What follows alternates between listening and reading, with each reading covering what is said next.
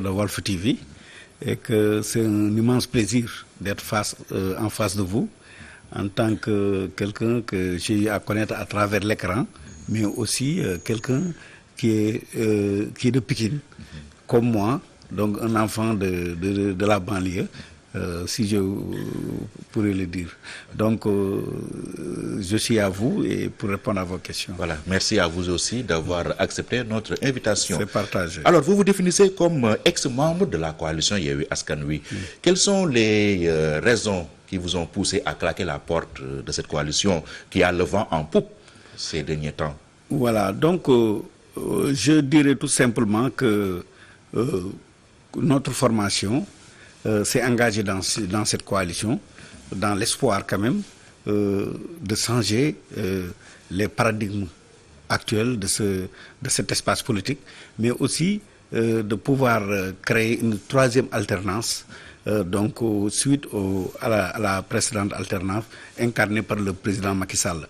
Maintenant, dans cette dynamique, porteur d'espoir et de croissance, nous avons espéré quand même que le jeu se fera dans une démocratie interne au niveau de cette coalition Yewwi Askan Wi, qu'on a même eu à peine à mettre sur pied. Parce que, pour rappel, Pierre, cette coalition, dès sa naissance, a été marquée par quand même des inquiétudes et une souffrance dans l'élaboration et sa mise sur pied. Maintenant, après avoir traversé ces étapes... L'accouchement a été douloureux. Et c'était très douloureux. Donc, compte tenu des problèmes crypto-personnels au sein de cette coalition, mais aussi des problèmes quand même qui ne prennent pas en charge les préoccupations des populations, parce que des problèmes liés à des couleurs de parti, ou bien des bannières, ou bien des logos, des slogans. Moi, je pense que ce sont des problèmes qui n'interpellent pas le quotidien des populations. Donc, c'est dans cette optique qu'on a tout fait pour fédérer cette coalition. Notre parti a joué un grand rôle pour stabiliser cette coalition. Maintenant, une fois que la coalition s'est stabilisée, on a vu qu'à un moment donné de la marche irréversible vers les élections locales, on a vu un vent de trahison au sein de cette coalition, mais surtout une dictature interne au niveau de la conférence des leaders. Donc, compte tenu de notre caractère, parce que nous avons un parti d'obédience culturelle, il faut le rappeler, nous nous sommes inscrits dans la liberté, dans l'action, mais aussi nous sommes un parti vraiment résolument engagé pour une république, une véritable république, une république debout. Donc, quand on parle de république debout, on parle de démocratie interne, on parle aussi de respect quand même des citoyens dans la conquête du pouvoir. Vous avez parlé de dictature interne. Comment cela se matérialise-t-elle?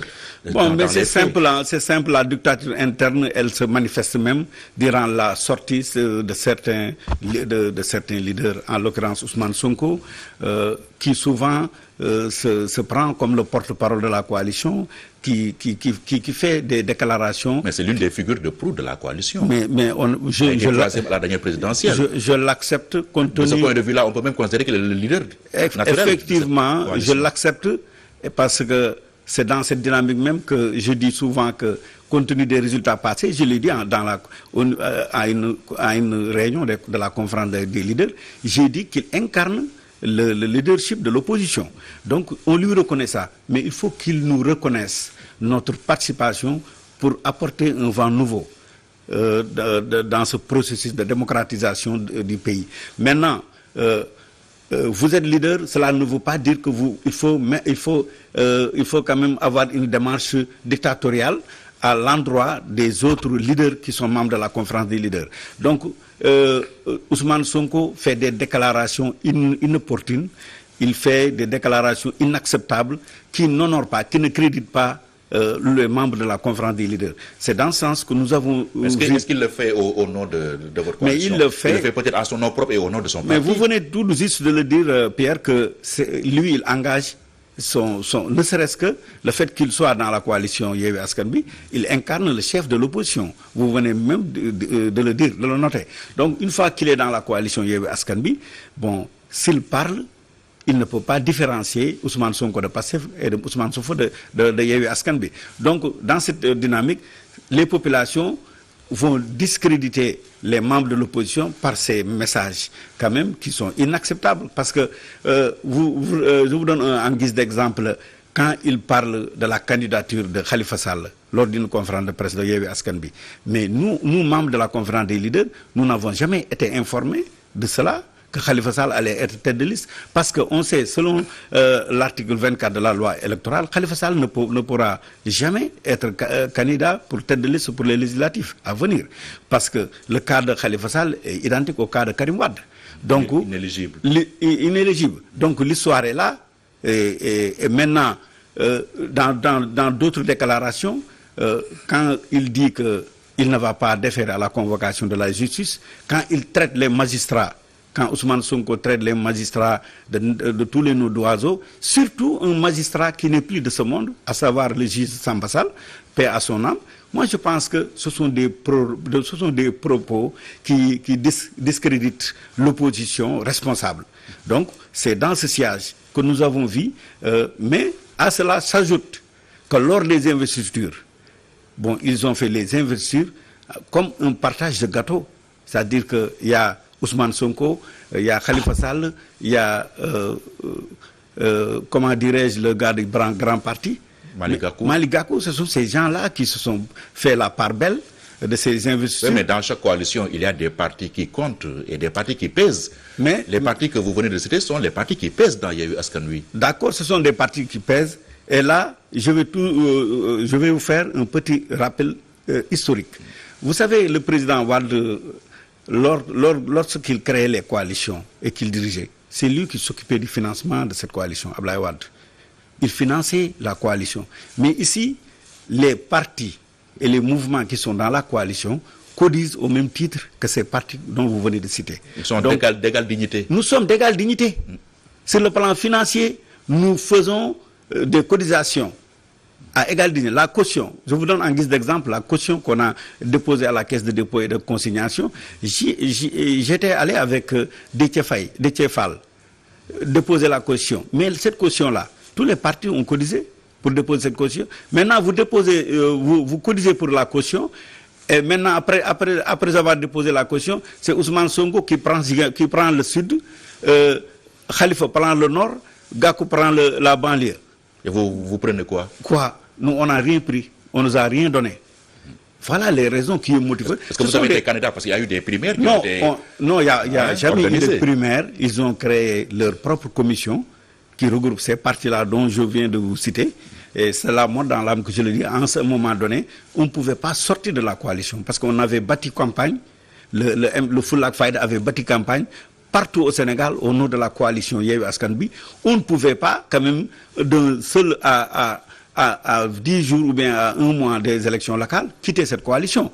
Mais on a vu, par exemple, des fortes personnalités comme Boubacar Camara, qui a quitté la coalition, qui a senti la trahison venir, a quitté la coalition avant nous. Maintenant, compte tenu aussi que nous, on a une nature à aller jusqu'au bout des choses, nous sommes restés jusqu'à la fin. Et puis, les Pikinois, par exemple, là où la Pikine, qui est ma base politique, qui est mes origines, mais Pikine a voté, a sanctionné la coalition Yewwi Askan Wi. Parce qu'ils ont fait ce qu'ils ont fait, cette haute trahison qu'ils ont fait à l'endroit d'un de leurs, quand même, les Pikinois en souffrent jusqu'à présent. Mais à la ville, ils n'ont pas eu de liste là-bas. Mais ils ont été forclos. Ils ont été forclos parce que ils n'ont pas... ne faut pas sanctionner Yewwi Askan Wi alors. Non, parce qu'il n'y avait pas de candidat à la ville. Ils ont, sur 12 communes, ils ont gagné que 2 communes. Sur 12. Là, c'est un échec. C'est un échec patent. Ça prouve nettement qu'ils n'ont pas investi, ils n'ont pas mis les hommes qu'il faut à la place qu'il faut. Maintenant, dans cette démarche aussi, dans cette démarche malheureuse de la coalition Yewwi Askan, la liste départementale est forclose tout simplement parce qu'ils l'ont voulu. Les responsables... Ah oui, c'était une forclusion organisée? Organisée. Ils l'ont voulu parce qu'ils n'avaient pas quelqu'un d'une grande stature pour quand même diriger la liste départementale. Il n'y avait qu'Aminata Lô Dieng et moi et nous avons été écartés de facto pour diriger la liste départementale. Même au niveau de la communale, on nous a écartés. Nous n'avons même pas été, nos membres n'ont même pas été mis dans les listes, dans les conseils municipaux. Donc, pour vous dire, c'est la mort dans l'âme que j'en parle comme ça, parce que vraiment, j'ai constaté, après avoir cheminé avec ces gens-là, que j'étais en face de moi avec des spectres sans yeux, des monstres qui ne réfléchissent pas, qui n'ont pas de cœur, mais qui sont là uniquement pour s'entourer quand même de faveurs, mais aussi pour se protéger contre la justice. Parce que, vu la démarche de Khalifa Sall et de Sonko, moi je pense que ce sont des gens qui s'accaparent des fonctions électives pour se protéger de la culture, parce qu'aujourd'hui, pour se protéger de la justice. Parce qu'aujourd'hui, Pierre-Edouard, quoi qu'on dise, dans un pays qui se respecte, dans un pays démocratique, dans une république debout, un homme politique, si vous avez des problèmes avec la justice, vous devez démissionner de vos fonctions et laisser libre cours à la justice faire son travail. Aujourd'hui, qu'est-ce qu'on voit? On voit, il essaie de créer une adversité face à la justice. Mais là, je pense que ce n'est pas un bon exemple pour une jeune démocratie comme le Sénégal. Mais pourquoi démissionner? Pourquoi vous n'avez pas choisi de rester dans la coalition et de mener le combat en interne?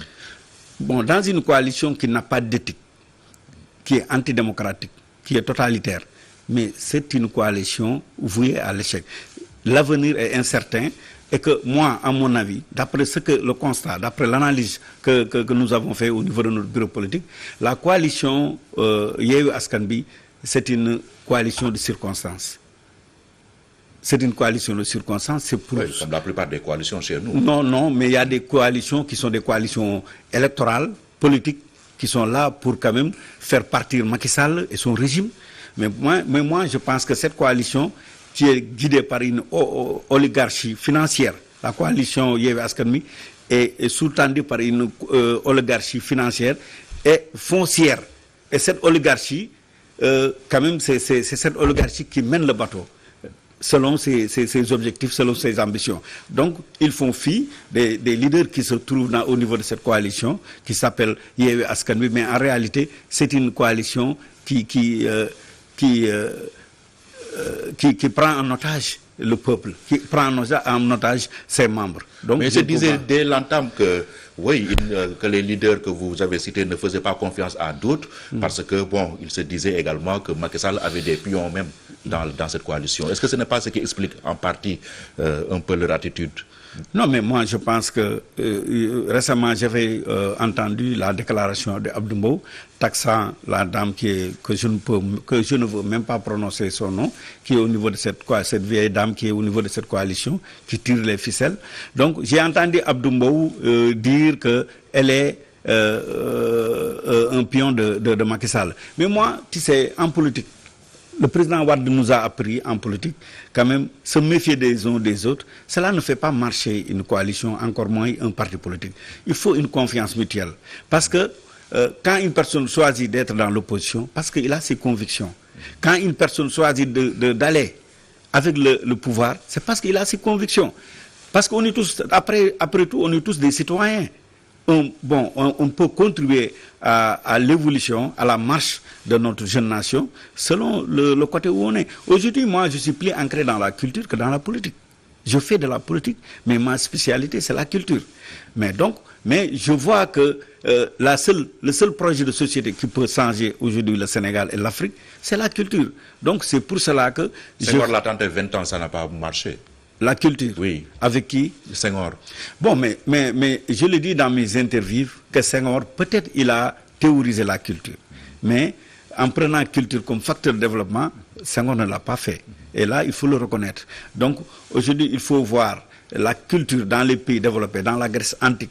La culture est matérialisée par les infrastructures majeures, résolument orientées vers l'avenir.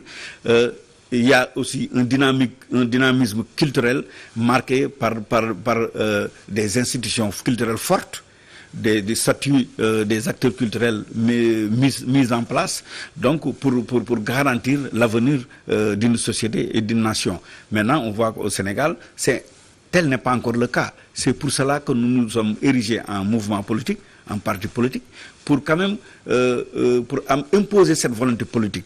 C'est-à-dire que la culture ait sa place dans les grandes décisions, dans les grandes instances de décision de ce pays. Étant donné qu'aujourd'hui la rupture est consommée entre vous et Yewwi Askan Wi, quel sera votre prochain point de chute? Bon, nous sommes ancrés dans l'opposition.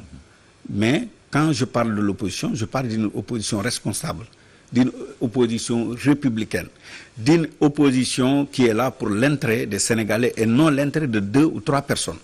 Donc, il faut être clair. Le débat, il faut que les gens débattent dans les instances de décision au niveau des coalitions pour quand même apporter une réponse adéquate face à ce pouvoir finissant, que je définissais même comme étant un pouvoir finissant. Qui s'organise. Malheureusement pour nous, c'est un pouvoir qui est en train de s'organiser, qui est en train de gagner des galons, qui est en train de prendre de la confiance, compte tenu des réalisations. Il faut le reconnaître que le président de la République il est en train quand même de faire des réalisations au moment où, au niveau de l'opposition, ils se nourrissent de discours irresponsables. Ils se nourrissent de démarches qui n'honorent pas quand même des coalitions dignes de ce nom. Aujourd'hui, quand je prends référence au président Abdoulaye Wade, parce que le président Abdoulaye Wade n'a pas tendance à faire la différence entre le PDS et le PIT dans ce rôle. Abdoulaye Wade n'a pas le temps de faire la différence entre le PDS ou bien le LD de Abdoulaye Bathily.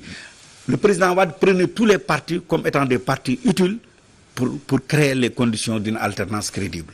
Mais aujourd'hui, ce qu'on voit, on ne voit que des apprentis dictateurs qui sont là au niveau des coalitions, qui sont quand même qui sont un habillage dont le matériel n'est rien d'autre que cette oligarchie financière et foncière. Et là, je le répète, parce que je pense qu'ils ne veulent pas écouter les gens, parce que ils sont téléguidés par cette oligarchie qui leur donne de l'argent, qui leur impose de quoi faire, alors que nous... C'est grave ce que vous dites là. Hein? C'est grave ce que vous dites. Mais c'est ce vous en avez la preuve? Mais j'en ai la preuve, le moment venu. Parce que, je vous donne un exemple, on a fait des collectes de fonds au niveau de la coalition Yewwi Askan Wi. Mais ces fonds-là, à peu près des millions collectés. Mais nous, au niveau de la coalition, personne ne sait où cet argent a été ça a servi à mener la campagne dans les locales. Mais nous, on a mené la campagne avec nos propres moyens. Notre parti a mené sa campagne partout dans le Sénégal, jusqu'à la fin, jusqu'à aujourd'hui, au moment où je vous parle, avec nos propres argent. Est-ce qu'on nous a appelé pour nous dire, voilà l'état des lieux, voilà le bilan financier. Vous avez cherché à en savoir plus? Mais pour savoir plus, une coalition qui se respecte, les leaders sont convoqués. Les leaders de la conférence des leaders sont convoqués. Mais moi, je ne reçois jamais de convocation. Mais je vous dis, Pierre-Edouard, c'est pour cela que le président de Djengou, Boubacar Camara, a démissionné. Alors que même dans la phase de construction de la coalition, il était le cerveau à 90%, sur tous les plans, sur le plan financier, sur le plan intellectuel, Boubacar Camara. Donc, c'est lui qui a bâti, c'est lui qui a construit cette coalition. Mais après, on l'a jeté dehors, comme de vieilles chaussettes. Donc, voilà, c'est la mort dans l'âme que je fais le constat. Et souvent, je n'ai même pas envie d'en parler. Parce que je me retrouve avec des gens très petits dans leurs actions. Mais parlez-nous de votre prochain point de chute. Comment vous comptez vous organiser, surtout en direction des législatives? Mais moi je tends la main à toute l'opposition responsable, à l'opposition républicaine, à cette opposition qui n'a pas comme seul objectif de brûler le pays, de vider le Sénégal de son sang neuf, de sa jeunesse. Aujourd'hui, on a tué plus de 14 personnes lors des événements de mars. Pourquoi la coalition Yewwi Askan Wi ne réclame pas une justice pour ces jeunes tués lors de ces manifestations? C'est fait. Le MD2 l'a fait. Non, je parle Ousmane Sonko également, il l'a dit. Non, Ousmane Sonko, vous savez, les événements de mars, les morts enregistrés lors de ces événements sont plus importants que cette affaire de Adji Sarr dont on parle. Parce que des 14 morts, en ce moment, on nous exige de faire le procès de ce qui s'est passé à affaire privée entre deux personnes. Ça n'engage pas les Sénégalais. Moi, ça ne m'engage pas ce qui s'est passé à Sweet Beauté. Pourquoi la coalition Yewwi Askan Wi veut porter ce combat pour protéger Ousmane Sonko? Moi, je ne le ferai pas. Parce que lorsque Ousmane Sonko allait à ses jouissances, moi, j'étais chez moi, entouré de mes épouses. Donc, un responsable politique responsable doit savoir là où mettre ses pieds. Maintenant, l'autre chose que nous avons déplorée, en dehors des infrastructures qui se sont faites d'une façon cavalière, d'une façon solitaire, nous déplorons aussi ce qui s'est passé en Casamance avec nos soldats qui ont été tués par Salif Sadio, par les hommes de Salif Sadio. Mais en ce moment précis, le Fulak Fayda avait demandé que le Yewwi Askan Wi fasse un communiqué pour condamner ça. Mais pourquoi il n'aurait pas été entendu? Mais non, il faut, parce que peut-être ça gêne Ousmane Sonko, qui est de la Casamance, qui ne veut pas parler de ce problème au niveau de la conférence des leaders. Pierre, nous avons pris nos responsabilités. Nous n'allons jamais cheminer avec des gens qui ont l'injure dans la bouche, la haine dans le ventre. Nous sommes des républicains, nous sommes des Sénégalais soucieux de l'avenir du Sénégal et respectueux des engagements que nous avons pris envers le peuple sénégalais. Et cet engagement, c'est les amener vers le développement, vers un projet qui s'appelle la culture. Les législatives maintenant, alors comment elles se présentent à votre niveau? Bon, comme je viens de vous le dire, notre bureau politique a décidé de cheminer, de contacter. Nous sommes dans une phase de contact avec différents leaders de l'opposition. Il y a des gens qui sont de l'opposition qui attendent et qui me font signe depuis que nous avons quitté cette coalition. Donc nous allons faire une coalition de l'opposition quand même responsable. Ouais. Et le débat sur le parrainage, l'opposition, il y a eu Askan Wi, le Wallou Sénégal et tout, ils disent qu'il est hors de question de procéder au parrainage. Il faut que le gouvernement respecte donc l'arrêt de la CEDEAO qu'il avait demandé le 28 avril 2021 de supprimer cette dite loi. Qu'est-ce que vous en pensez? Moi, je suis contre le parrainage. Parce que lorsque ce problème a été soulevé en 2017, j'étais le premier leader avec Cheikh Alassane Sène à être arrêté. A été arrêté et amené à la police centrale ici. Donc, j'ai mené le combat. En ce moment, ces gens qui se prétendent aujourd'hui être leaders de l'opposition n'étaient même pas connus en 2017. Maintenant, compte tenu de tout ce combat qu'on a eu à mener, mais ils se sont présentés aux élections de 2019 avec cette loi de parrainage. Moi, je ne me suis jamais présenté en 2019 parce que je constate que cette loi ne milite pas en faveur d'une démocratie apaisée. Donc, j'ai refusé de participer à ces élections. Maintenant... Allez-vous avoir la même posture non, pour les prochaines législatives si cette loi est maintenue? Non, parce que la fois passée, nous avons refusé de participer à ces élections. Eux, ils ont participé à ces élections. Ils ont été élus députés. Ils ont été... comme Sonko a été 3e lors des élections de 2019 avec le parrainage, à sortir du parrainage. Maintenant, vous combattez quelque chose, mais au finish, vous participez à ces élections. Donc, je ne vais plus subir comment dirais-je, je vais participer aux élections. Donc, mais, de principe... Il est hors de question pour vous de boycotter? Non, je ne vais pas, nous n'allons pas boycotter ces élections. Nous allons participer parce que le parrainage est un filtre. Peut-être le filtre est trop... quand même est trop sélectif. Donc, mais quand même, nous allons faire, avec des arguments valables, faire de telle sorte pour que